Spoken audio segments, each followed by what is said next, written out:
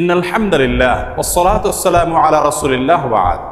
সুপ্রিয় দর্শক, সূরা ইসরার ৮২ নম্বর আয়াতে আল্লাহ তাআলা ইরশাদ করেছেন, ওয়া নুনাজ্জিলু মিনাল কুরআনি মা হুয়া শিফাউন ওয়া রাহমাতুল লিল মুমিনিন। যার অর্থ হলো, আমি কোরআনে কারীমের এমন সব আয়াতসমূহ, সূরাসমূহ নাজিল করি যার মাঝে রয়েছে ঈমানদারদের জন্য আরোগ্য লাভের মাধ্যম এবং তাদের জন্য রহমত তথা আল্লাহর পক্ষ থেকে করুণা।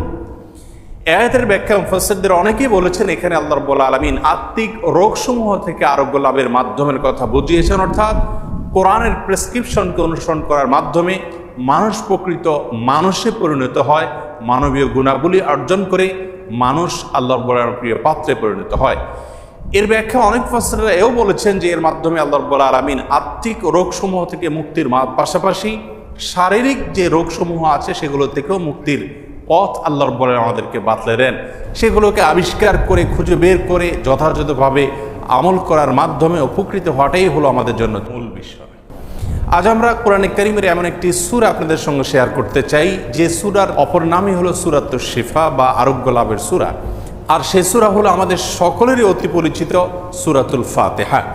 সহিহ বুখারীতে আবু সাঈদ খুদরি রাদিয়াল্লাহু আনহু থেকে একটি হাদিস বর্ণিত হয়েছে, যে হাদিসের মাধ্যমে বোঝা যায় যে সাহাবা ইকরাম সূরাতুল ফাতিহার মাধ্যমে চিকিৎসা গ্রহণ করেছেন এবং অলৌকিকভাবে, বিস্ময়করভাবে কঠিন এবং দুরারোগ্য সমস্যা থেকে তারা মুক্তি লাভ করেছেন। তখন নবী করিম সাল্লাল্লাহু আলাইহি সাল্লাম বিষয়টি জানতে পারার পর তাকে বলেছিলেন, ওমা ইউদরিকা আন্নাহা রুকিয়া, তুমি কিভাবে জানলে যে সূরা ফাতিহা এটি রুকিয়া বা সকল রোগ থেকে শেফার একটি মাধ্যম? এজন্য এই সূরা সম্পর্কে উলামায়ে কেরাম বলে থাকেন যে সূরা ফাতিহার মাধ্যমে যে কোনো রোগ বালাই থেকে, যে কোনো বিপদ আপদ থেকে, যে কোনো অসুখ বিসুখ থেকে মুক্তি লাভের মাধ্যম হিসাবে আমরা এটিকে ব্যবহার করতে পারি। সূরা ফাতিহা এ সম্পর্কে ইমাম ইবনুল কাইয়িম রাহিমাহুল্লাহ তিনি বলেছেন, এই সূরাটিকে বারবার আমি আমল করে দেখেছি। আমার জীবনে যখনই কঠিন কোনো ব্যথায় আমি আক্রান্ত হয়েছি, কাতর হয়েছি, তখনই এই সূরা পাঠ করে ফু দিয়ে সে ব্যথার জায়গাকে মুছেছি। আল্লাহ রাব্বুল আলামিন বিস্ময়করভাবে, অলৌকিকভাবে আমাকে সুস্থতা এবং আরোগ্য দান করেছেন।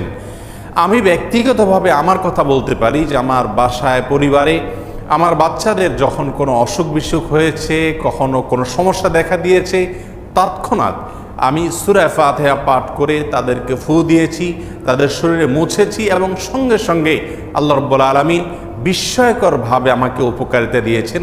আর এরকম ঘটনা আমার জীবনে ২-৪ বার নয়, বরং অগণিতবার ঘটেছে। এজন্য সূরা ফাতিহা এটিকে যদি কেউ যথাযথভাবে আমল করতে পারেন, সে আস্থা এবং বিশ্বাস আল্লাহ তাআলার প্রতি থাকে, তাহলে সেক্ষেত্রে অবশ্যই এর মাধ্যমে যে কোনো দুরারোগ্য ব্যাধি থেকে পর্যন্ত আমরা আরোগ্য লাভের মাধ্যম হিসাবে এটিকে ব্যবহার করতে পারি।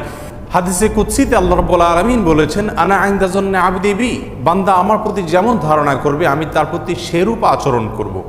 অতএব পরিপূর্ণ আস্থার সাথে, বিশ্বাসের সাথে যদি কেউ যে কোনো অসুখ বিসুখ থেকে, যে কোনো ব্যাধি থেকে মুক্তি লাভের জন্য সূরা ফাতিহাকে পাঠ করেন, সেটি পাঠ করে কোনো পানিতে, তেল ইত্যাদিতে ফু দিয়ে সেটি যদি ব্যবহার করেন, প্রয়োগ করেন, অথবা শরীরের কোনো জায়গায় অসুখ দেখা দিলে এটি পাঠ করে যদি ফু দেন সেই জায়গায় বা মোছেন, ইনশাআল্লাহ বিইذনিল্লাহ আল্লাহ তাআলা তাকে ওই রোগ থেকে মুক্তি নসিব করবেন।